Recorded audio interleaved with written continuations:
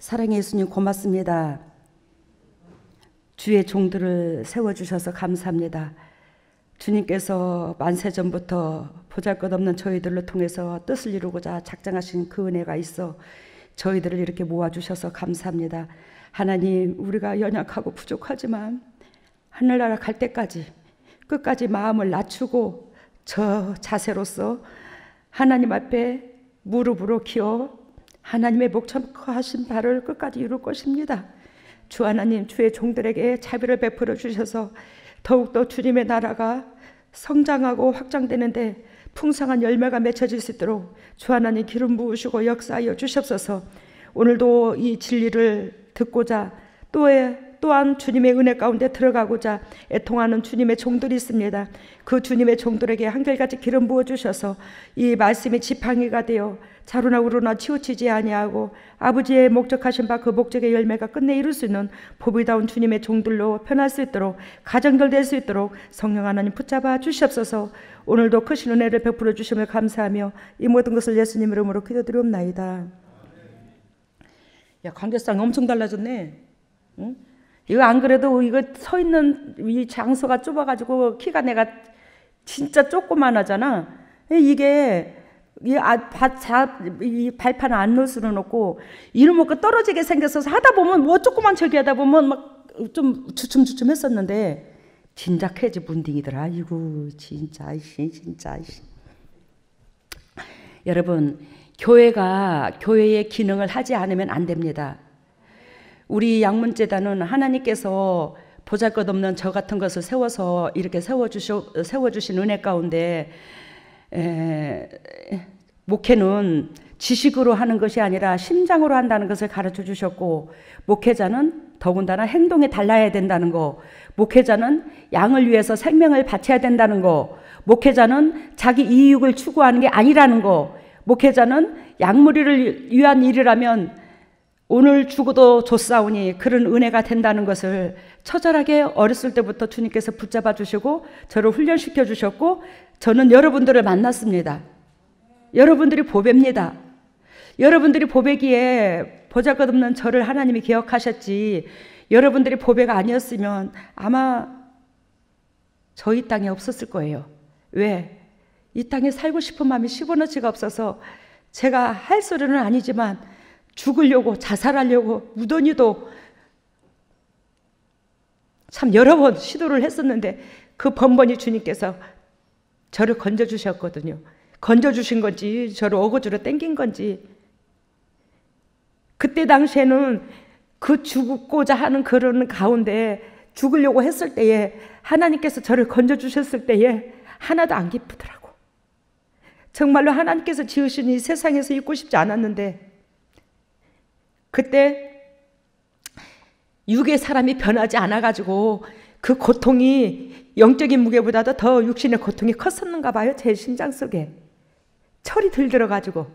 근데 이제는 철이 들다 보니까 내 입장보다는 아버지의 가슴 아픈 것이 더 느껴지고, 내 고통보다는 아버지의 슬픔이 더 느껴지고, 내 자존심보다는 아무것도 자존심 필요 없고 예수 그리스도께서 당신의 백성을 살리시고자 애통하는 그 심장이 먼저 느껴지고, 그러므로 나는 오도가 내가 없고 온도 진짜 나는 사라지고 이제는 내 심장 속에서 예수님만 보이더라고. 교회가 교회 기능을 해야 되는데 그 교회 기능은 전번 주 여러분들한테 쓴소리하고 제가 가슴이 아파서 죽는 줄 알았어요.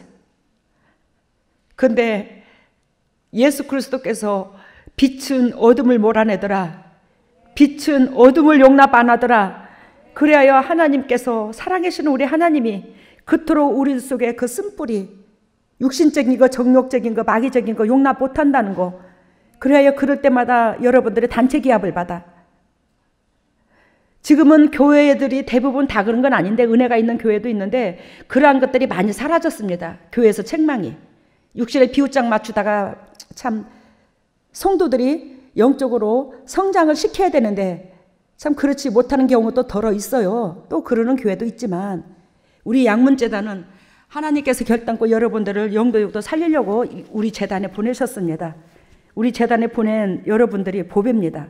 그러니 여러분들이 진짜 다이아몬드로 말하면 원석입니다. 그 원석은 연마가 돼야 됩니다. 가공이 돼야 됩니다. 그래야 빛을 발합니다. 근데 따듬어져야 될 거 아니야.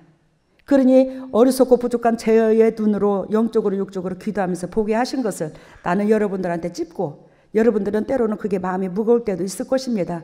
그렇지만 여러분들이 많이 성장했잖아. 예전보다. 그지? 그러는 가운데 엄청 성장했잖아. 가정이 성장을 했잖아. 영도 육도 건강해졌잖아.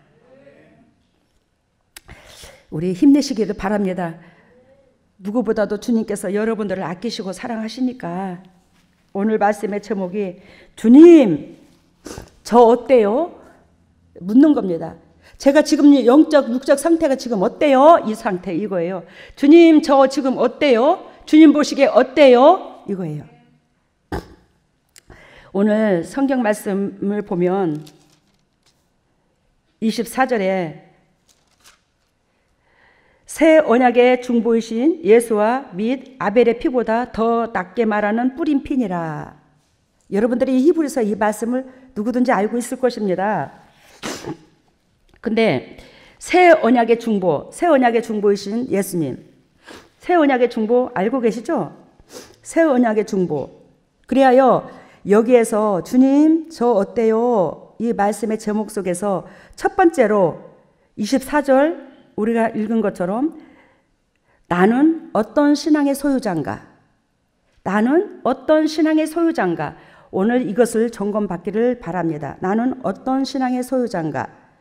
근데 오늘 본문 메시지 속에서 새 계명의 중보자, 새 계명의 중보자라고 말합니다.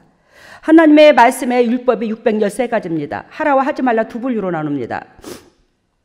그래요? 하라와 하지 말라. 하라는 분명히 뭐가 있고 은혜가 있고, 하지 말라는 하나님의 뭐가 임하고 뭐가 임해요? 뭐가 임한다고요? 심판이 임하고. 그래서 제가 여러분들한테 전에도 말씀드린 것처럼 율법 하라가 248개, 하라가 248개. 그것은 뭘 말하고? 뭘 말했죠? 사람의 뼘마디. 사람의 뼘마디. 그리고 하지 말라가 365개. 혈자리가 365개. 그 혈자리는 하지 말라. 하지 말라가 몇 개? 365개. 365개는 뭘 우리 육체적 가운데 뭘 의미하고? 혈자리를 의미하고, 하지 말라는 248개는 우리의 뼘마디를 말하고, 그러면 하지 말라가 365개라고 그랬습니다. 365개는 혈자리 잘못 저기하면 죽어요, 사람. 사망입니다. 근데 뼘마디는 조금 부러져도 우리가 붙으면 살고 뼘마디는 좀 괜찮아. 근데 혈자리가 더 위험해. 알아들었죠? 무슨 소린가? 그러니까 하지 말라가 365개인데 하지 말라는 그만큼 더 심각성이 있더라는 거예요. 근데 하지 말라는 우리가 1년으로 통계를 봤을 때 365일, 365개. 하루도 하나님께서 우리한테 허락해 주신 그 하루하루를 절대적으로 하지 말라는 건 하지 말라는 거예요. 뭔 의미인지 알죠? 이만큼 하나님의 말씀이 무섭다라는 거예요. 근데 신약에 와서 새 계명을 줬다는데 그 새 계명은 사랑하라. 내가 너를 사랑한 것 같이 너 사랑해. 근데 그 사랑하게 되면 그 614가지의 그 율법을, 이게 이불이야. 이불로 덮듯이 싹 이렇게 덮어버리는 거야. 우리가 613가지 율법을 못 지켜도. 그러니 하라는 이 메시지가 얼마나 소중한지 몰라요. 사랑이라는 이 새 계명이 얼마나 소중한지 모르더라는 거지. 그러면 사랑은 육신적인 사랑도 사랑이겠지만, 즉 사랑은 하지 못할 사랑, 내 희생이 따르는 사랑, 이것이 온전하더라는 거야. 이 희생에서 겨들기보다는 사랑. 응? 제가 이 목회를 하면서 그리스도 앞에 처절하게 죄인으로 내려앉았지만 여러분들한테는 당당함이 있어. 제가 왜 여러분들한테는 당당함이 있을까? 제가 여러분들을 위해서, 여러분들을 사랑하는 데 있어서 절대적으로 내 사적인 이득을 위해서 여러분들을 이용한 적이 없어요. 내 사적인 감정과 사적인 이득을 추구하기 위해서 여러분들한테 그런 적이 한 번도 없다니까, 이 난리 때고. 내 육신적인 뭔가를 이루고자, 작정하고자, 돈, 명예, 아무것도 필요 없거든요. 여러분들만 잘 되면 돼. 여러분들만 행복하면 되는 거예요. 여기에서 새 계명 이해가 됐죠? 새 계명. 희생하면서 모든 것을 아비의 마음으로 덮어버리는 거, 받아들이는 거, 긍휼히 여기는 거. 이것을 우리에게 허락했더라. 이것이 되는 사람은 구약의 613가지의 율법을 지켜도 되더라, 안 지켜도 되더라. 모든 헌물을 613가지의 율법을 다 못 지켜. 근데 이 사랑만 하면 된다는 거지. 사랑은 할 수 있는 사랑이 아니라 희생이 결부된 사랑. 예수 그리스도와 같이.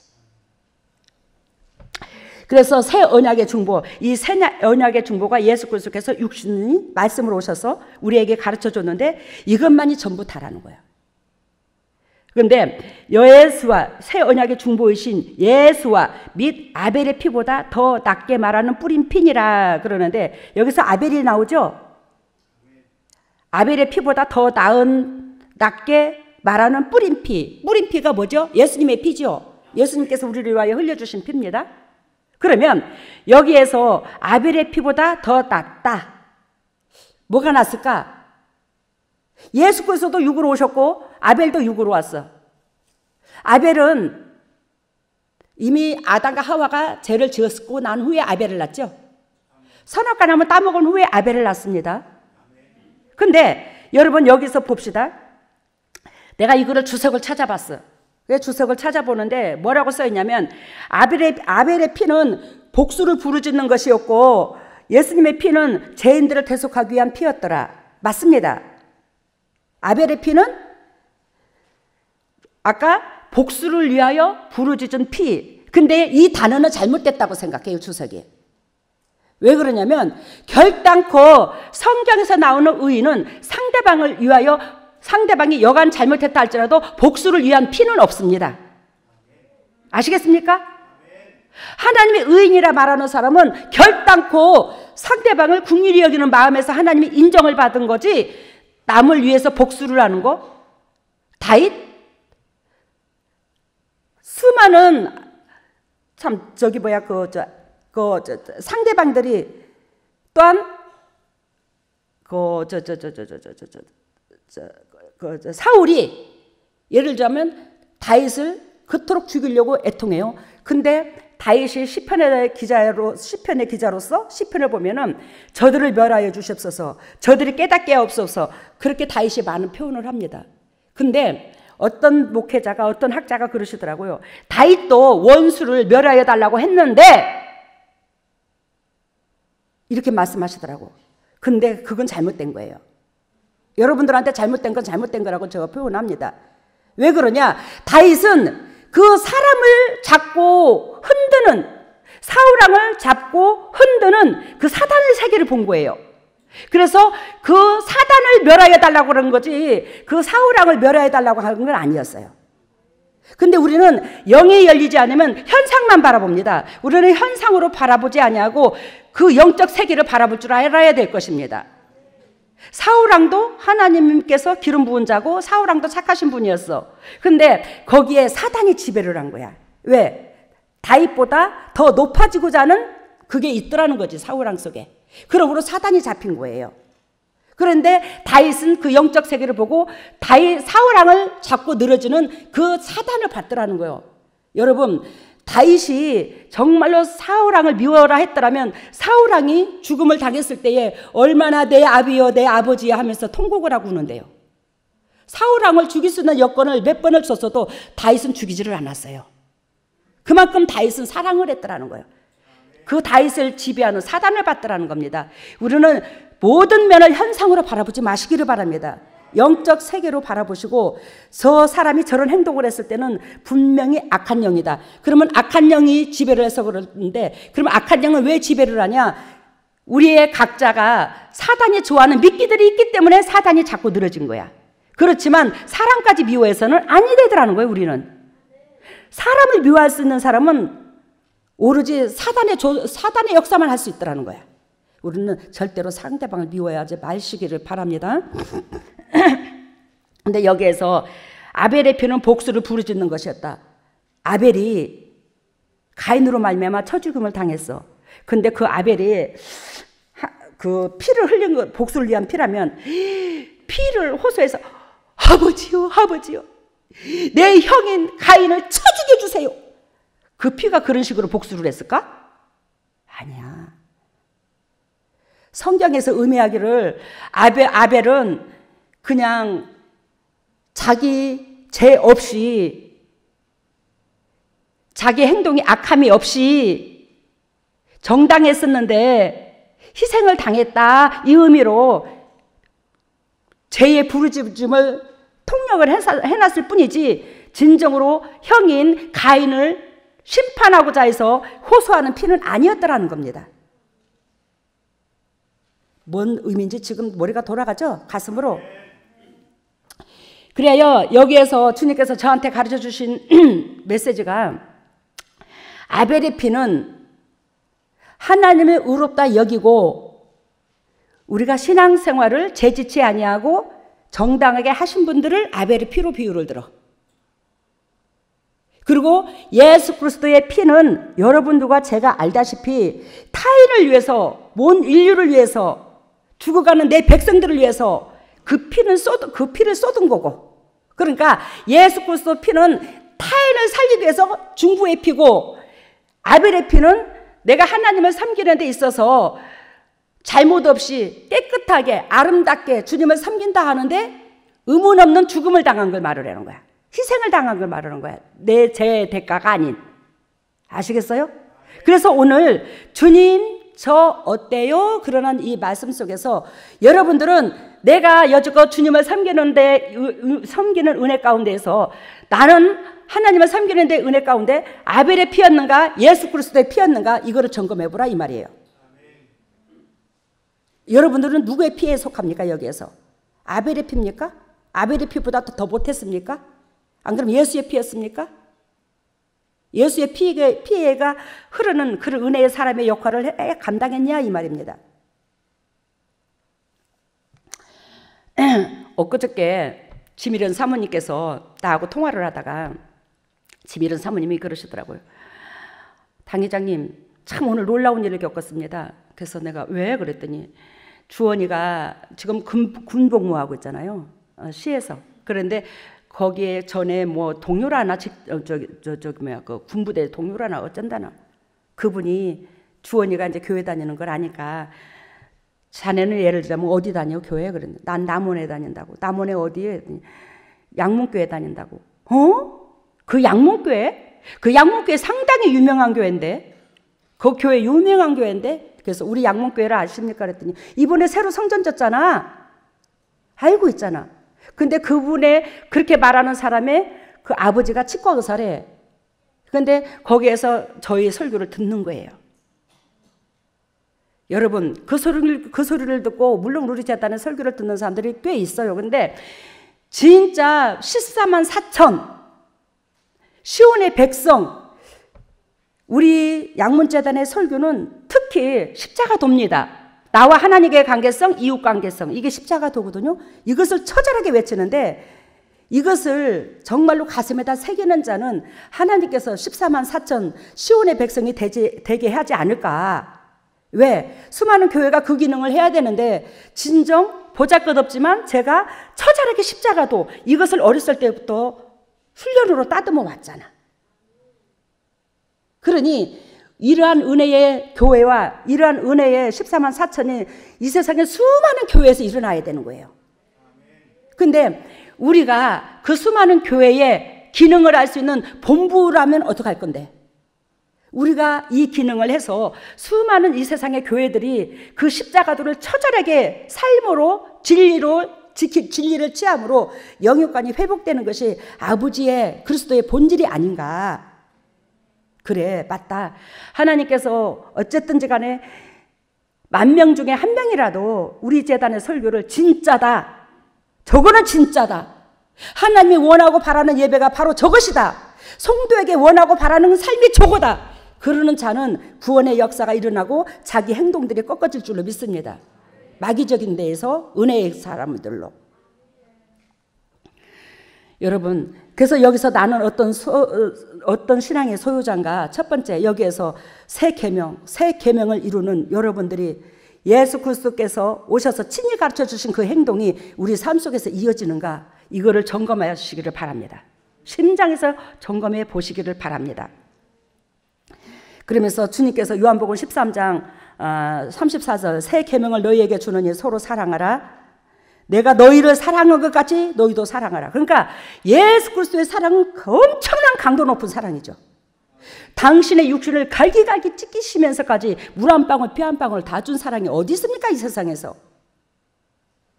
근데 부족하지만 제가 여러분들이 사는 길이라면, 여러분들이 살리는 길이라면, 여러분들이 등 따시고 배부른 길이라면 제가 생명을 내걸잖아요. 그래서 여러분들이 살아났잖아. 저는 예수만큼 10,000분의 1도 못 따라가. 근데 거기에 조금 비춰서 그래도 하라는 대로 따라가려고 애통하고 그래도 그 80% 이상은 따라가, 제가. 솔직히 말해서. 근데 여러분들은 단 50%, 30%라도 따라와야 안 되겠나? 항상 무슨 사건이 터졌을 때에 타인을 탓하기 전에 내가 그 위치에서 내가 어떤 식으로 어떻게 행동을 해야 되고 희생의 자리로 내가 먼저 나아가는 것이 우리는 그게 곧 말씀이라고 배웠습니다. 근데 희생의 자리는 홀딱홀딱 빠지고, 그런데 어떻게 그렇게 성도라고 할 수 있고 영적으로 육적으로 하나님께서 함께하는 사람이 될 수 있겠냐, 이 말입니다. 오늘 주님께서 내가 너희를 사랑한 것 같이 서로 사랑하라 하면서 히브리서 2장 18절에 자기가 시험을 받아 고난을 당하셨은즉 시험 받는 자들을 뭐 한다고? 능히 도우신다고. 예수 그리스도께서 시험을 받아 고난을 당하셨은즉. 근데 여러분들이 잘못 행동을 했을 때에 제가 여러분들한테 죽으려고 환장했냐? 너희들 그러지 마라. 그랬을 때 우리 당회장님이 나한테 그래서 나 시험 들었어. 여러분, 시험이라는 그 단어의 용어를 잘 생각해 보셔. 우리 예수 그리스도께서 상대방을 살리시기 위해서, 우리를 살리시기 위해서 그토록 희생을 겪으신 것을 시험을 당했다고 말을 하는 거야. 근데 여러분들이 잘못해서 그것을 책망 듣는 데 있어서 여러분들이 시험 든 건 아니잖아, 솔직히. 그러면 시험은 누가 받는 거야? 그 찝어주는 사람이 더 고통을 당하는 거예요. 애미가 새끼를 때려놓고 더 가슴이 아파. 그러면 시험은 내가 당한 거예요? 여러분들이 당한 거 아니야. 오늘 제가 왜 이 말씀을 드리냐면 여러분들의 영적 수준을 높이라, 이 말이요. 우리 양문재단의 식구들은 그러한 은혜가 있기 때문에 전번주에 저하고도 저한테 혼나놓고 제가 여러분들한테 미안하다, 주일날 마음 무겁게 해서 미안해 그랬을 때에 여러분들이, 많은 사람들이 당회장님 우리가 혼날 짓을 했어요. 우리는 더 깨져야 돼요. 정말로 우리는 매를 맞아도 또 그러고. 그러니 우리는 당연합니다. 당회장님이 더 애통하시죠. 야, 그런 모습을 보았을 때, 야, 그래도 우리 양문재단에서 훈련받은 여러분들은 이제 애비의 마음을, 하나님의 마음을, 제 마음을 어느 정도 깨닫고 나아가니 참 그래도 목회하는 보람도 있다. 제가 그 생각을 했어. 가슴으로 찡했어요. 일주일 내내 고맙고 감사했지. 여러분, 예수 그리스도께서 시험을 받아 우리는 내 잘못으로 말미암아 상대방한테 책망 들어놓고 그게 시험이라고 하면 안 돼. 거기서 쓴뿌리를 드러내면 안 돼요. 상대방은 더 가슴 아픈데 내가 반복적으로 그런 행동을 하고 하나님하고 원수가 되고 교회의 약물이 앞에 덕이 안 되고 그랬을 때 주님의 슬픔을 여러분들 생각 안 해봤잖아. 그죠? 예수 그리스도께서 자기가 시험을 받아 고난을 당하셨은즉 시험 받는 자들을 능히 도우시느니라. 그래서 상대방을 위해서, 상대방을 살리시기 위해서 희생당하는 것들을 주님께서는 결단코 희생당하는 그들과 하나님이 함께 해주실 것을 약속을 해주시는 거예요. 그러니 여러분들의 자신을 낮추고 여러분들이 희생의 도구로서 상대방을 살릴 수 있는 일이라면 마음을 내려놓고 섬기는 입장선에 서시기를 바랍니다. 그러면 이 땅에서도 먼저 평화가 찾아올 것입니다. 근데 그 사람은 결단코 하나님이 고아와 같이 버려두지 아니하시고 주님께서 취하시는 거예요. 영도 육도 취해서 하나님께서 동고동락하는 사람으로 이끌어 주신다는 겁니다. 그래요. 오늘 배웠습니다. 시험을 받아 고난을 당하셨을 적 이해가 됐어요. 이제 우리도 이러한 은혜 가운데 시험을 받아야 된다는 거지. 내 잘못으로 책망 들어놓고 시험이라는 것은 절대적으로 쓴뿌리를 드러내는 건 아니더라는 거 오늘 배우셨습니다. 근데 시험을 당한 자는 결단코 하나님이 도우신다고 약속했으니 이제는 저와 여러분들이 타인이 살 수 있도록, 타인이 복을 받을 수 있도록, 타인이 영도육도 강건할 수 있도록 여러분들과 제가 희생의 도구가 온전히 되어줘서 하나님께서 우리를 늘 돕는, 우리 입장선에서 돕는 그런 역사가 일어나기를 예수님 이름으로 소망합니다. 히브리서 12장 2절과 4절을 봐요. 히브리서 12장 2절 믿음의 주요 또 온전케 하시는 이인 예수를 바라보자. 이해가 됐죠? 문자적으로 저는 그 앞에 있는 즐거움을 위하여 십자가를 참으사 부끄러움을 개의치 아니하시더니 하나님의 보좌 우편에 앉으셨느니라. 조금 전에 배웠습니다. 우리가 그죠? 근데 예수를 바라보자. 뭐 때문에 예수를 바라보냐? 예수는 그 앞에 있는 즐거움을 위하여 십자가를 참으사 하나님의 백성들이 살아나는 것이 즐거움이었더라는 거예요. 우리가 돈이 즐거움인 사람은 옆에 사람을 위해서 희생할 수가 없습니다. 내 육신이 그냥 마냥 건강하고자 한다는 그 은혜 가운데는 옆에 사람한테 희생할 수가 없어요. 왜?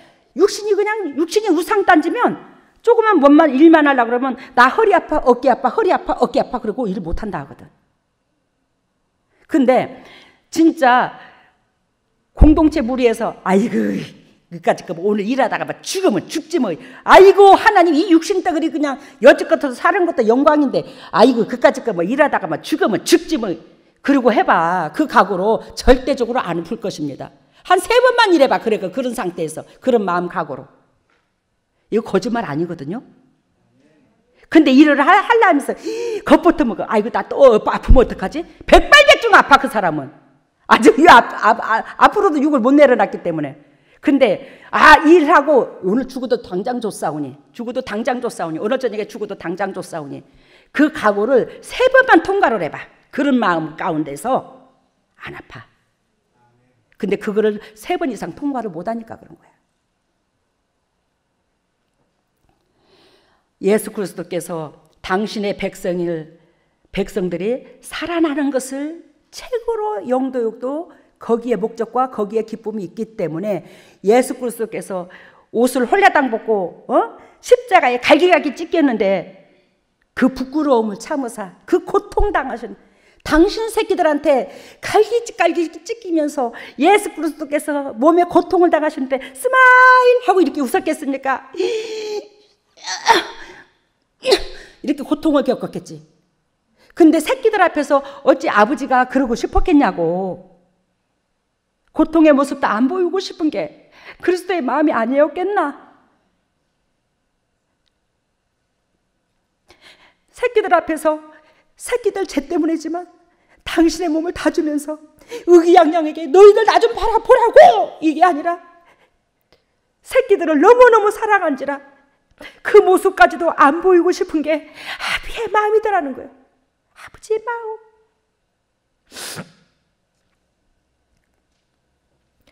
십자가를 참으사 부끄러움을 개의치 아니하셨더니 하나님의 보좌 우편에 앉으셨더라. 예수 그리스도께서 육으로 오셔서 우리와 다르게 바라보는 기준치가 달랐어. 당신의 백성들이 살아나는 것, 그게 즐거움인 것. 이것으로 말미암아 예수 그리스도께서 모든 것 우리를 위하여 다 준 그분은 하나님의 보좌의 우편에 앉아 계시더라. 여러분들 그리스도 만나기를 원하잖아. 그죠? 그리스도 만나기를 원하잖아. 하나님께서 아무나 좌우편에 안 앉혀줘. 예수 그리스도께서 이처럼 희생하는 자를 하나님이 당신 우편에 앉아 계시게 하신 것처럼, 살로메가 당신의 아들을 당신 옆에 내 아들들 둘이를 좌우편에 앉혀달라고 그랬잖아. 그것 때문에 예수님의 제자들이 막 분쟁이 일어났잖아. 그래 너 잘났다 그래. 응? 네 새끼라고 그래 예수님 옆에다 앉혀달라고 둘 양쪽에 딱. 그럼 우리는 어찌하냐? 우린 낙동강의 오리알이냐? 그래서 분쟁이 일어나서 싼 일이 일어나서 예수님의 제자들이 딱 그 짝이야 지금. 여러분 3절 봐요. 저희가 피곤하여 낙심치 않기 위하여 죄인들의 이같이 자기에게 거역한 일을 참으신 자를 생각하라. 사랑하는 내 백성들아, 너희가 육신적으로 나를 섬기는 데 있어서 왜 영도 육도 외롭고 지치고 힘들고 고통스럽지 않겠느냐. 너희들의 그 외로움, 그 고통 내가 다 안다. 근데 그때마다 죄인들을 위하여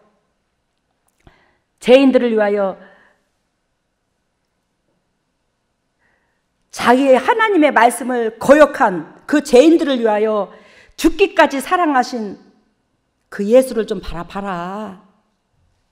예수님이야 뭔 죄가 있겠냐. 예수님 앞에 반항한 진리를 반항한 이 말이야, 그지? 하나님 앞에 진리를 반항한 그들을 위해서 예수는 다 줬잖아. 그분은 죄가 없어. 너들 때문에 죽은 거지. 근데 너는 네 죄 때문에 그런 거잖아. 근데 너는 네 죄 때문에 그렇게 고통을 당한다 할지라도 하나님께서 너는 네 죄 때문에 너는 고통당하니 고통당하도 싸다 그렇게 말하지 아니하고, 야, 네 그 죄를 질 수밖에 없는 그 입장도 내가 헤아린다. 그렇지만 네가 거기서 벗어나서 이제는 아벨의 피에서 예수 그리스도의 피처럼 남한테 주는 피가 되거라. 내가 도와줄게. 나를 바라보고 힘을 내거라. 주님께서 그 뜻이야. 4절 너희가 죄와 싸우되 아직 피 흘리기까지 대항치 아니하고. 우리가 죄하고 처절하게 싸워야 되잖아. 그리고 양문재단의 식구들은 참 죄하고 많이 싸워, 그지? 여러분들이 넘어지면 그걸로 가지고 그냥 가슴 아파서 참 애통하는 분들이 여러분들이잖아. 근데 여기서 주님께서 너희가 죄와 싸우되 아직 피 흘리기까지 싸우지 않았대. 알겠습니까? 아까 3절에 하나님께서 하나님의 진리를 거역한 너희를 위하여 죽었다고 그랬잖아. 근데 너희 죄로 말미암아 그러는데 너희는 뭐한다? 그것도 주님께서 용납해서 너희들을 위하여 죽어줬다. 근데 진리로 살면 그 죄는 사해진다. 그렇지만 너희는 어디까지 싸워라? 피 흘리기까지 싸워라. 피 흘리기까지 안 싸운대. 여러분들 피 흘리기까지 싸워봤어요? 안 싸워봤지? 예? 제가 애통하는 것이 여러분들이 영적으로 육적으로 휘말리는 영적 세계를 제가 보니까 애통하면 그렇게 내가 밤잠을 못 자고 방방방 뛰는데, 그 또한 내가 아무런 잘못도 없는데 상대방이 지근지근 밟고 그렇게 괴롭히는 데 있어서 우리 하나님께서 저하고 여러분들한테 사랑할 수 있는 권한만 줬지 미워할 수 있는 권한은 안 줬거든. 하나님이 사랑하라는 권한만 줘서 사랑하라는 권한만. 그러니까 끝까지 사랑해야 되는 거야. 근데 정말로 괴롭혀. 근데 머리가 혓가닥 뻗어지는 것 같아. 진짜 머리가 혓가닥 뻗어지는 것 같아. 제가 엊그저께 제가 누구한테인가 그런 간증을 해서 한 달 됐다. 한 달 가까이 됐나? 제가 오시 가문에 시집을 가서 살다가 오지환이가 5살 때인가 6살 때야. 근데 그때에 우리 그 친척들 집에 회갑잔치가 있었어. 그때 당시는 회갑잔치가 마당에서 했었어요. 회갑잔치가 있었는데 그 집에 이제 제가 축의금을 가지고 제가 맞이다 보니까 항상 그런 걸 챙겨요. 어머니들 집안 대표로서 또 어머니 대표로서 또 그렇게 축의금을 가지고 이제 그래 갔었는데, 느닷없이 우리 어머님이 그러시는 거예요. 야, 이 더러운 년아, 야, 이 년아, 네가 그래서 쓰겄냐 이 년아. 그래서 제가 영문도 모르고, 우리 어머니는 같이 사니까 저한테 충분히 말해줄 수도 있었잖아. 그 잔치집에서 그러지 않아도 됐었잖아. 그죠? 그 친척들이 다 모여들은 거야. 그 집에 마당에서 잔치를 벌이는데 회갓집이니까 춤도 추고 막 이렇게 흥을 돋고 와야 되잖아. 회갓집이니까. 근데 우리 어머니가 그 말씀을 하시는 거예요. 근데 거기에 우리 시집 식구들이 다 있었어요. 우리 오순복 장로님도 거기 있었어요. 근데 거기에 온 시집 식구들이 저한테 싸잡아서 어머니하고 똑같이 그런 거예요. 근데 그 이유인 즉슨 무슨 이유였냐면 우리 시집에 우리 아버님이 돌아가시기 전에 집이 있었어요. 그 집이 있었는데 그 집을 맞이고 제사 지내준다고 그래도 장남한테 줘야 된다고 그 집을 저한테 우리 아버님이 살아생전에 넘겨준 거예요. 그러는데 우리 막둥이 시동생이 산을 줬어요. 막둥이 시동생한테는. 근데 그 산을 줬는데 그 산을 팔아가지고 그때 당시에 1,000,000원을 주고 팔았어요. 우리 어머님이. 그래서 1,000,000원에 팔아가지고 그 돈을 우리한테 맡겨놨었는데 그때에 우리 오목사님이 접촉사고, 교통사고가 나가지고 합의를 보니라고 그 500만원 돈을 썼어요. 그 1,000,000원에서. 근데 거기에 우리 시동생이 아파트를 산다니까 그 돈을 당장 내놔야 되잖아. 내놔야 되는데 제가 내놓을 형편이 못 됐어요. 왜? 집안의 대소사는 계속 이어지고 저는 그 기능을 해야 되고 하니까 돈을 벌어도 모일 시간이 없었어요. 이해가 되죠? 맨날 빚지다 볼 일 다 봤어요. 그러니까 그 돈을 내놨어야 됐어. 당연히 썼으니까 내줘야죠. 우리 막둥이 시동생 거니까. 그러는데 어머님이 봐도 야들이 돈 나올 때가 없겠다 싶어가지고 시골에 집을 팔자고 그러더라고요. 그러는데 저는 맞이고 또 그 집을 팔아먹으려고 생각지도 않고 부모들의 때가 묻어있고 또 시동생들도 객지에 나가서 사는데 그 집은 팔아서는 안 되겠다는 생각이 들더라고요. 그래서 제가 어머니 그 집을 팔지 말자고 제가 1년만 기다려달라고 어째서 돈을 빌려도 500만원을 빌려가지고 막둥이 삼촌을 해주고 1년만 기다려보자고 했는데 어머니는 끝까지 그 집을 사고자 하는 작자가 나섰대요. 근데 그 집이 그러면 얼마를 팔고자 했냐고 그랬더니 850이래요. 나는 시동생한테 줄게 500이었잖아요. 그게 850이래요. 그러니까 그 집을 팔지 말고 그냥 집 대대로 냅두고 그냥 내가 그 돈을 마련해 줄 테니까 1년만 좀 참아달라고 했는데 어머니는 끝까지 그 집을 이제 팔아서 아파트를 해주자고 해서 이제 그 집을 이제 내가 당장 못 해주니까 팔게 됐어. 팔게 됐는데 어머님이 이제 그러면 500을 시동생 줄 걸 지하면 이제 350이 남잖아. 그때 당시에 350은 상당히 컸어요. 500도 컸고요. 그러니까 어머니 딴에는 그 집을 팔아서 막둥이 시동생을 주고 막둥이 시동생이 이제 서울에 있었는데 그때의 셋째 시동생도 서울에 살았어요. 그러니까 어머니 딴에는 이제 서울시정도 잘 모르고 하니까 시골 노인네가 뭘 알겠나. 그러니까 큰 집을 얻어가지고 거기서 우리 셋째 시동생하고 막둥이 시동생하고 같이 살고자 했는 거야. 그러니까 우리 동서한테 이제 그런 거야. 우리 둘째 시동생한테나 셋째 시동생한테나 집을 팔아서 거기를 주니까 우리 어머님이 계속 나하고 살기가 좀 민망했는가 봐. 그러니까 나는 너희들하고 살란다.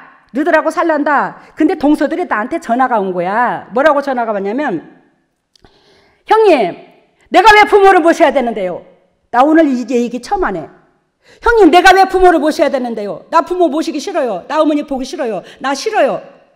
그러니까 거기다 대고 내가 뭐라고 말을 했냐면 동서들한테 동서 죽어도 내가 모시고 어쨌든 간에 어머니 돌아가실 때까지 내가 같이 있을란다.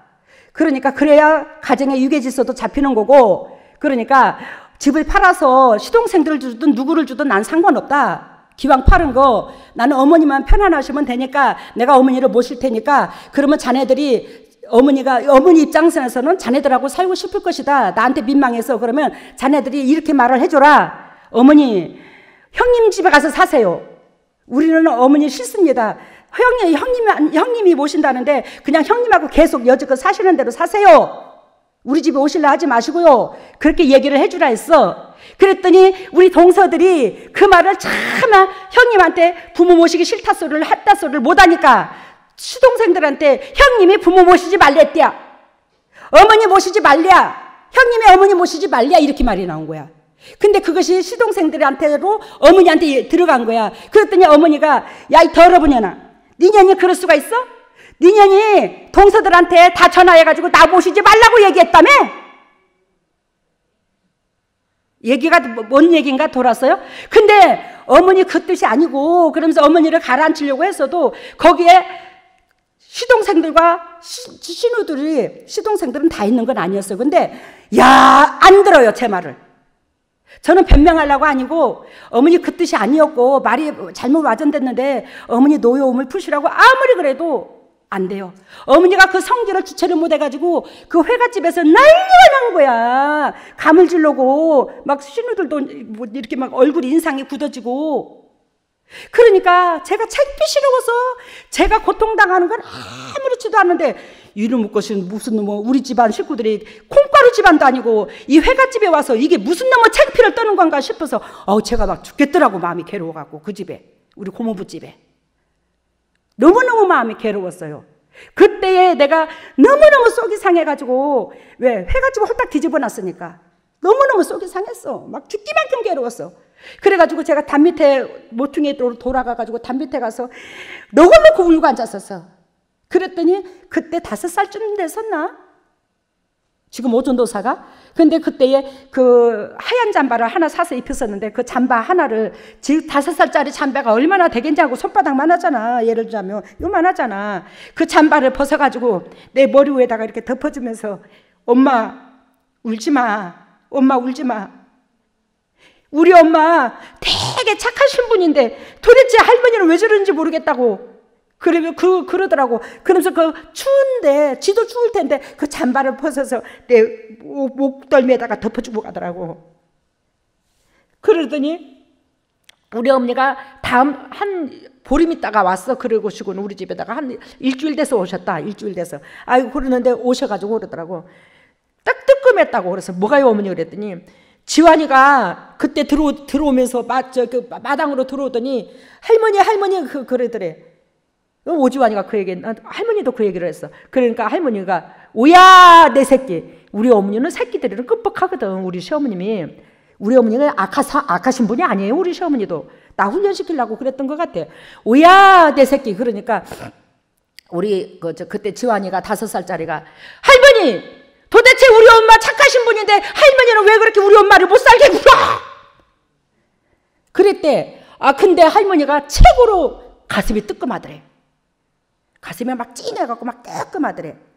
그때에 여러분들한테 뭔 말을 하고자 하냐면 시집욕이 아니라 제가 이제 이렇게 하나님 앞에 서기까지의 그 과정인데 그때에 나는 솔직히 말해서 너무너무 억울하잖아. 왜? 집까지 팔아먹은 거잖아 어머니가. 물론 500만 원 썼지만 그 돈은 내가 해주려고 했었고 그 500만 원만 갖겠어. 그 안에 시집 식구 돌보는 데 있어. 뭐 제사 지내고 뭐 시집에 이렇게 돌보는데. 근데 어머니께서 그 집을 파는 데 있어서 나 350 더 안 받았어. 다 가져갔어 어머님이. 근데 거기다 대고 어머님 내가 모시겠다고 어쨌든 간에 우리 어머님이 가정의 질서를 잡으려니까 어머니가 내 곁에 있어야지 어머니가 어디로 가시냐. 내가 그러면서 동서들이 싫은 거 모시라 소리 안 한다. 어머니가 너하고 같이 살자 그러면 어머니 싫어요. 형님하고 사세요. 그렇게 말을 하라 전해주라고 했더니 그렇게 와전이 돼가지고 나는 억울한 소리야. 근데 거기에서 그 회갓집 마당에서 그 난리를 쳐놨으니 내가 가정에서만 수시로 그랬어. 가정에서는 수시로 한 번씩 그런 일이 있었으니까 가정에서만 그랬으면 덜 진짜로 슬펐을 것 같아. 막 죽겠더라고. 그때에 우리 어머니가 하신 욕이 있었어. 그때에 내가 여러분들한테 적나라하게 얘기하는데 야 이 더러버냐나 전년에 식가랭이를 쫙쫙 찢어가지고 저 앞산에다 널어놔도 채도 안 쫓는다고 그 말을 하더라고. 그 많은 사람들 앞에서 그 사람들의 그러니까 막 우리 고모부 회갑잔치니까 고모도 그렇고 아이고 성 그만 좀 해야 성 그러지 말라고. 근데 그때에 제가 이 땅에 살면서 마음 다스리기가 굉장히 힘들었어요. 그보다 더한 일을 겪었어도 마음이 안 힘들었어 이렇게. 근데 그 집에 잔치집을 다 배려놨잖아 우리가. 거기에 너무 힘들었는데 제가 그러고 나서 그 다음날 머리를 이게 빡빡 밀어버린 거야. 뭔 말인가 알아? 머리를 싹 밀어버렸대. 그랬더니 우리 어머니가 일주일 만에 오셔가지고 야야 네 머리가 왜 그러냐 그러더라고. 그 환장해서 죽겠는 거야. 왜? 마음을 다스려도 또 그때 생각이 나가지고 어휴 진짜 사람도 아니야 진짜 사람도 어휴 진짜. 그랬다가 하나님 생각 내가 지금 뭔 짓을 하고 있는 거야 지금. 그러면서 하나님 내가 미쳤는가 봐요. 그러다가 또 주님의 마음으로 바꿨다가 또 한두 시간 지나면 그때가 떠오르면 어이구 진짜 이게 무슨 짓이야 이게. 어이구 진짜 사람으로 어이구 진짜 인간도 아니야. 그랬다가 또 화가 채워졌다가 아이고 내가 또 이게 뭔 짓이야. 하나님 죄송합니다. 그리고 주님의 마음으로 또 다스리고 그때에 하나님이 그러더라고. 그때에 씨 뿌리는 뷰에서 새가 나오지. 그 새가 내 심장으로 들어왔대. 그때에 그 미운 마음, 섭섭한 마음, 그때에 새가 들어왔는데 그 새가 끝까지 내 심장 속에서 못 살았대. 그 새는 사단의 비유를 들거든. 왜 못 살고 갔냐? 이 심장 속에서 끝까지 사랑으로 품어버리는데 두 손발 다 들고 도망갔대요.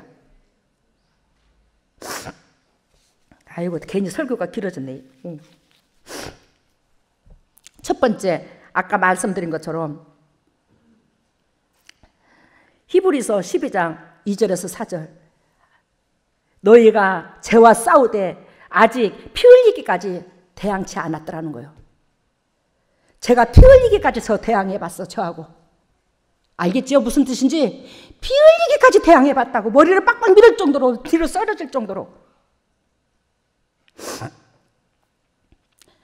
여러분 12장 1절에 보면 경주가 나옵니다. 12장 1절에 경주가 나오죠.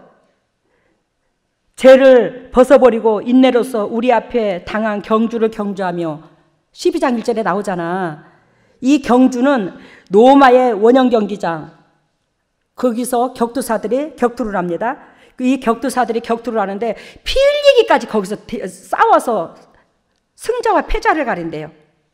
아시겠습니까? 여러분들이 죄와 싸우되 로마 경기장에 격투사들이 피 흘리기까지 상대방하고 싸우듯이 죄와 싸워야 된다는 거예요. 끝까지 승리해야 된다는 거예요. 여러분들이 이해가 되셨습니까? 오늘 아침에 어쩌냐게 TV로 보니까 세계는 지금 하면서 나오는데 브라질에 베네수엘라 이런 데가 지금 난리인데 먹을 것이 없어가지고 다 쓰레기를 뒤지고 지금 난리란다. 지금 이제 이 재앙이 오기 시작한 거야. 여러분 양문재단에 있는 여러분들은 하나님께서 땅을 주님께서 사놓으셔가지고 여러분들이 먹고 살 수 있는 여건을 물질을 허락해줘요.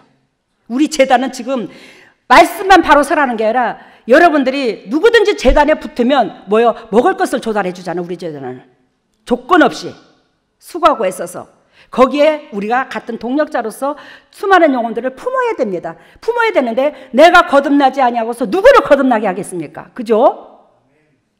여러분 첫 번째는 나는 어떤 신앙의 소유자인가 이걸 적나라하게 자기 자신을 들여다보시기를 바라고, 두 번째는 결단코 주님께서 바라시는 것은 열매더라. 그래서 12장 14절에서 17절에 보면 모든 사람으로 더불어 화평과 거룩함을 쫓으라. 이것이 없이는 주를 보지 못하리라. 그러면서 이 열매를 맺기 위해서는 육신적이요 정욕적이요 마귀적인 거 15절에서부터 17절 적나라하게 나옵니다. 이런 거 없애라고. 그 육신적인 거 정욕적인 거 마귀적인 것이 있어서는 결단코 사람과 사람에 더불어서 화평을 쫓을 수가 없더라는 거예요. 그래서 여러분들한테 당부합니다. 무릇 11절 11절 봐요. 12장 11절 무릇 징계가 당시에는 즐거워 보이지 않고 슬퍼 보이나 후에는 그로 말미암아 연단한 자에게는 의와 평강한 열매를 맺나니. 그래서 우리 재단에서는 여러분들이 열매가 맺기까지 어떻게 해요? 끝까지 책찍을 드는 거예요. 징계를 하는 거예요. 지금 6절에서 10절 쭉 보면은 징계가 없으면 사생자래요. 하나님께서 사랑하는 자에게 징계를 든대요. 여러분들을 하나님께서 사랑하시니까 다이아몬드 원석에서 연마를 해요. 가공을 해요. 빛을 내게 만드는 거예요. 그 연마는 살을 에리는 그런 징계, 몸을 깎아 들어와야 돼. 여러분들의 말씀으로 제가 여러분들을 적나라하게 찌르잖아요. 주님의 말씀으로. 그러니까 그래야 빛을 내는데 그러한 것들을 결단코 서운하다고 생각하지 마라. 왜? 너희는 내 새끼니까. 내 새끼에게 매를 들지 남한테 매를 들지는 않는다. 이것이 6절에서부터 11절까지 13절까지 쭉 이어집니다. 그러면서 결단코 주님께서 원하시고 바라시는 것은 이웃과 더불어서 화평을 나누는 거더라. 그 화평을 나누기 위해서는 너희들이 결단코 징계가 필요해. 왜? 따듬어줘야 되니까. 이해가 됐죠? 그러면서 이후에 무릇 징계가 당시에는 즐거워 보이지 않으나 후에는 연단한 후에 자에게는 의의 열매에 평강한 열매를 맺나니. 여러분들이 영도육도 많이 평강해졌잖아. 하늘나라 갈 때까지 평강할 겁니다. 영혼까지 더욱더 은혜에 넘칠 줄로 믿습니다. 그래서 여러분들로 통해서 죽어가는 이 세상에 많은 영혼들한테 영향력을 끼치는 저와 여러분들 되시기를 바랍니다. 첫 번째 뭐하고? 나는 어떤 신앙의 소유자인가? 정말로 아벨의 신앙인가? 예수님의 신앙인가? 예수님의 피가 흐르는가? 나의 속에 아벨의 피가 흐르는가? 즉 아벨의 피에서 우리는 예수 그리스도의 피를 이어받았어. 예수 그리스도의 피의 역할을 우리가 담당해줘야 우리는 시온상의 백성이 될 줄로 믿습니다. 그러면서 결단코 열매는 화평을 쫓는 거더라. 이웃과 더불어서. 그 화평을 쫓으려면 뭐예요? 나라는 사람은, 여러분들은 동일하게 쓴뿌리가 있더라. 그 쓴뿌리는 빼야 되더라. 그것은 연마가 필요하더라. 그 연마는 고통이 따르더라. 상대방을 통해서 징계를 받고 쓴소리를 듣더라. 그 쓴소리에 감사를 여겨서 연달한 후에는 그 자에게 의의 평강의 열매를 맺게 해주신다. 마치겠습니다. 참 한 가지 예화를 드릴게요. 저기 노르웨이의 어느 도시에 양해교회라는 유명한 교회가 있답니다. 우리가 양문교회죠? 양해교회라는 유명한 교회가 있는데 그 양해교회에 그 교회의 종탑 밑에는 양 한 마리가 예쁘게 그려져 있대요. 양 한 마리가 이렇게 돌로 이렇게 새겨졌대요. 우리가 지금 양문교회 돌로 새겨져 있잖아요. 새겨져 있는데 종탑 밑에. 근데 그 이후에 즉슨 그 종탑 공사를 하던 사람이 하던 사람이 어떻게 발을 잘못 헛디뎌 가지고 상당히 높은 곳에서 밑으로 떨어졌대요. 그 밑으로 떨어지는 과정에 떨어졌는데 그때에 마침 양치기가 양을 몰고 지나갔대요. 근데 막 그 주위에 있는 사람들이 그 종탑을 공사하는 것을 같이 현장에서 있었던 사람들이 막 겁을 집어먹고 비명을 지르고 있는 상태에 그 양치기가 양무리를 끌고 지나가다가 그 떨어지는 광경에서 이 사람 죽었다 그렇게 생각하고 그 밑에는 아스팔트가 깔렸대. 그 죽었다 하고 들여다 보니까 이 양치기가 안 죽었더랍니다. 그냥 뚝 떨어져서 털털 털고 일어났대요. 왜? 밑에 양이 죽었대요. 그 양무리가 지나가는 그 양 한 마리가 죽었대요. 그 사람 대타로. 그래서 그 종탑 밑에 양을 그려놓은 거래. 오늘 여러분들이 오늘 복음의 소리를 들었습니다. 아벨의 피, 예수의 피. 나는 어떤 소유자인가? 나는 나만의 신앙을 지키고 나가는가? 정당하다고. 그게 아벨의 피고, 우리 예수님처럼 타인을 위해서 타인이 행복해질 수만 있다면 영도, 영의 것도 육의 것도 물질도 마음도 다 드리고 사는가? 그게 예수의 피고 어떤 종류의 분류인가? 우리는 결단코 예수의 피로 변해야 됩니다. 근데 아까 종탑에서 일하던 이 어르신이 땅에 떨어져서 희생한 게 누구예요? 그럼 양이잖아, 그지? 그 양이 역할을 해준 게 우리 예수님이잖아. 우리는 양의 희생, 그게 곧 우리 예수님이신데 어린 양으로 비유를 드는데 예수님의 희생으로 저와 내가 살았어요. 그러니까 우리도 어떤 사람을 살리든지 간에 그 사람을 살리는 데 있어서 희생의 역할을 통과해야 되더라는 거예요. 양의 백성이라면, 하나님의 백성이라면. 예수님께서 양이 되어줘서 우리를 살려줬으니까. 이해가 되셨죠? 그래서 우리 교회는 이름도 양문교회야. 이 양문교회로 통해서, 우리의 양문교회로 통해서, 또 우리의 이 양문교회로 통해서 제가 먼저 여러분들을 위해서, 여러분들이 알다시피 물질, 건강, 저의 수중에 있는 것은 다 줬어요, 여러분들한테. 지금 우리 집에 사택에 지금 공사를 시작하고 있어요. 근데 교회에 짓는데 다 털어바쳤어. 아무것도 없어. 근데 여러분들이 당회장님 그 사택 지금 공사 들어갔는데 그거 감당할 수 있는 돈이나 있습니까? 한 사람도 안 물어봤어. 제가 왜 이 말을 하나? 여러분들 마음 무거우라고 하는 게 아니야. 애미는 새끼들한테 다 털어바쳤다. 그러면 새끼도 한 번쯤은 다 털어바친 애미한테 어떻게 그거 감당할 건데요? 물어봐야 안 되겠나? 그래야 다음에도 또 투자를 할 거 아니나? 그러면 여러분들한테 하나님이 나한테 예를 들면 100억을 주고 1000억을 줬다 치자. 이거는 우리 새끼들은 다 줘봤자 아무 소용도 없어. 내가 밑바닥에 내려앉고 거지같이 돼도 우리 새끼들은 나한테 관심도 없더라. 그래서 내 거를 분리시키면 여러분들한테 갈까 아무것도 없거든. 뭔 말인지 알아요? 우리가 말 한마디 청량빛을 갚는다고 양의 역할을 하는 데 있어서 오늘도 또 배웠습니다. 그죠? 배웠으니 배운 것을 실천하여 나아가는 저와 여러분들 되시기를 바랍니다. 할렐루야. 사랑했으니 감사합니다.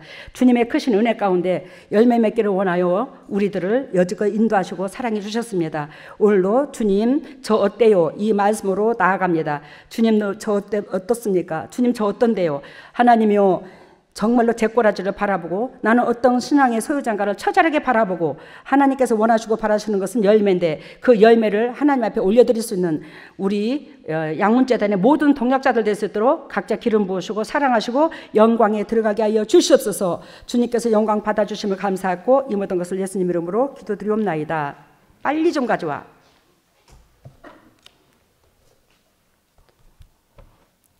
할렐루야. 사랑했으니 감사합니다. 아버지 앞에 제물을 드립니다. 이 제물을 받으시고 영육간의 강건함으로 더 덧입혀 주셔서 그리스도 본질 안에서 승리할 수 있는 보배다운 주님의 종들 될 수 있도록 인도하시고 영도육도 축복의 통로로서 사용하시고 또한 하나님의 사랑이 하나님의 종들의 가정마다 역사하여 간증거리가 유산될 수 있는 영육간의 축복의 소유자들로 이끌어주시고 이 물질이 온전히 주님의 지경을 넓히는 오병이의 기적이 일어날 수 있도록 인도하시고 주님의 종들에게 정령코 대갚아 주셔서 주님의 종들의 간증거리가 세상에도 번지게 하여 주시옵소서. 이 모든 것을 예수님 이름으로 기도드리옵나이다. 아멘. 일어서시기를 바랍니다.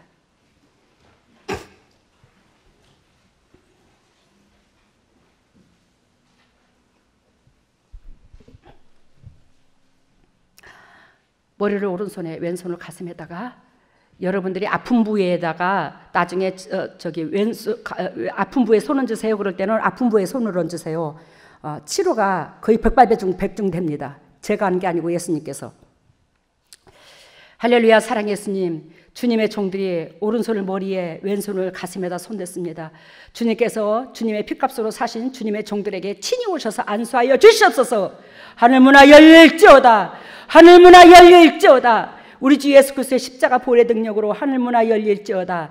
예수님의 권세와 권능으로 하늘문을 열어주시고 성령의 은혜의 담비가 폭포수같이 쏟아부어 주시사 영혼이 잘된 같이 범사가 잘되고 강건한 축복을 누릴 수 있는 보배다운 주님의 종들 될 수 있도록 인도하시고 기름 부으시고 영광에 들어가게 하여 주시옵소서. 하나님의 왼손을 가슴에 얹었습니다. 너희는 무릇 이 마음을 품어라. 이 마음은 예수 그리스도의 마음이니 우리가 그리스도의 자녀를 하면서 어찌하여 그리스도의 심장과 우리의 심장은 이렇게도 다를 수가 있습니까? 하나님이여, 하나님이여, 우리 그리스도의 그 희디신 심장으로 말미암아 그 사랑으로 말미암아 우리가 지금 살아있고 그 사랑으로 말미암아 우리가 지금 숨쉬고 있습니다.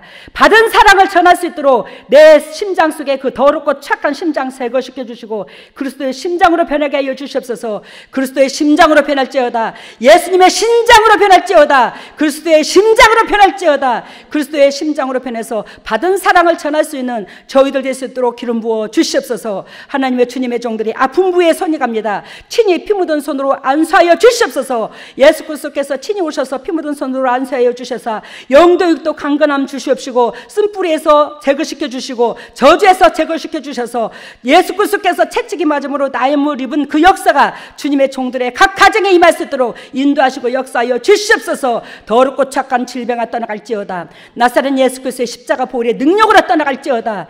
예수 그리스도의 십자가 보혈의 능력으로 이 더럽고 착한 쓴뿌리가 이 더럽고 착한 어둠 흔들어 물러갈지어다. 쓴뿌리가 떠나갈지어다. 각 가정의 저주가 떠나갈지어다. 예수 그리스도의 십자가 보혈의 능력으로 각 가정의 저주가 떠나갈지어다. 예수님의 권세와 권능으로 각 가정의 저주가 떠나가서 영도육도 치료의 역사가, 회복의 역사가 일어날 수 있도록 인도하시고 역사하여 주시고 축복하여 주시옵소서. 지금은 우리 주 예수 그리스도 은혜와 하나님의 만극하신 은혜와 성령님의 교통하심과 역사하심이 진정 주님의 뜻대로 살려고 애통하는 여기에 있는 모든 동역자들 위에, 또한 인터넷으로 예배드리는 모든 동역자들 위에, 각 가정 위에, 사업 위에, 산 위에, 자녀 위에, 건강 위에, 가정 위에, 물질 위에 영원토록 함께 하시기를 예수 그리스도 이름 받들어 축복하옵나이다. 우리 교회에는 하나님께서 오늘 선포된 이 말씀으로 통해서 무엇을 원하시고 바라시는가를 적나라하게 봅니다. 이게 한두 사람이 아니에요. 우리 교회는 영이 열려가지고. 그런데 그게 이제 대표로 보는 사람이 저의 남편입니다. 제가 이것을 다 보게 되면, 예를 들자면 조용기 목사님처럼 뭐 고침받았다 다 보게 되면, 나도 사람인데 뭐 잘못할 수도 있잖아요. 근데 이게 동역자들이 같이 보니까 같은 은혜가 있는 것 같습니다. 그래서 하나님께서 두세 사람의 증인이 있을 때에 예수 그리스도를 심판하실 권한을 줬던 것처럼 하나님께서 여러 사람이 함께 이것을 나누는 것 같아요. 우리 교회는 휘말리지 않고 때가 붙지 않도록 하기 위해서. 오 목사님, 오늘 메시지. 예, 오늘 말씀은 각자 자기가 짠 배 조각을 이제 한 20cm씩 되는 그런 배 조각을 하나님 앞에 갖다 내밀었는데, 그 배 조각의 실 굵기, 또 짠 간격, 짜임새, 매수 하잖아요. 그런 것을 보시면서 점수를 매기는 그런 모양을 보여줬고, 그 다음에 허리 사이즈로 이제 또 측정을 하는 그런 모양 보여줬고, 얼음판에는 신발이 아닌 스케이트를 신어야 빨리 갈 수 있다는 그런 메시지를 보여주셨고요. 치유에는 이빨, 식도, 위, 심장 이렇게 보여주셨습니다. 메시지가 각자가 자기가 짠 배 조각을 여러분들이 신앙생활을 하는 것을 배 조각을 짜는 걸 보여요. 예수 그리스도께서 생배 조각이라고 했잖아. 그 생배 조각이라고 한 것은 여러분들이 배를 얼마나 짰냐 이 말이야. 믿음의 옷을 얼마나 만들어서 입으려고 그 짰냐. 그러니까 수고와 애씀을 말하는 거예요. 하나님을 섬기는 데 있어서.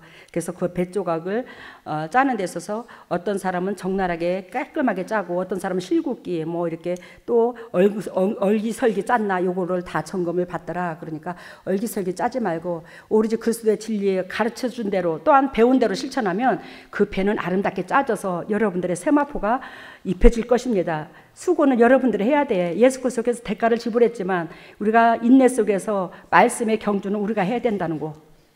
다음에는 허리 사이즈도 각각 측정을 하시면서 재셨어요. 우리가 어느 크기가 어느 정도 되냐 이 말이지. 은혜의 것이 더 크냐 작으냐 이걸 말을 하겠지. 다음에는 얼음판에서는 신발을 신지 말고 스케이트를 타야. 얼음판에서는 신발을 신지 말고 스케이트를 타라. 우리 양문재단은 하나님께서 영도육도 강건하게 해주시려고 은혜 속에서 여러분들을 강건적으로 더 빠르게 인도한다 이 말이에요. 그러니까 얼음이다. 물이 성령을 비유를 들잖아, 그죠? 그래서 그 고체로서 딱 굳어졌어, 얼음이. 근데 그 또 성령의 은혜를 빨리 가려면 뭐 한다? 스케이트를 타야 된다. 너희들이 시키는 대로 해. 그 진리가 스케이트야.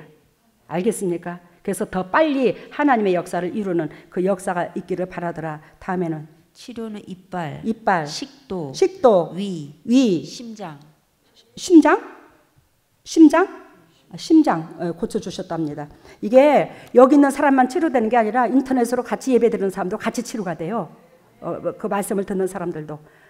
감사합니다.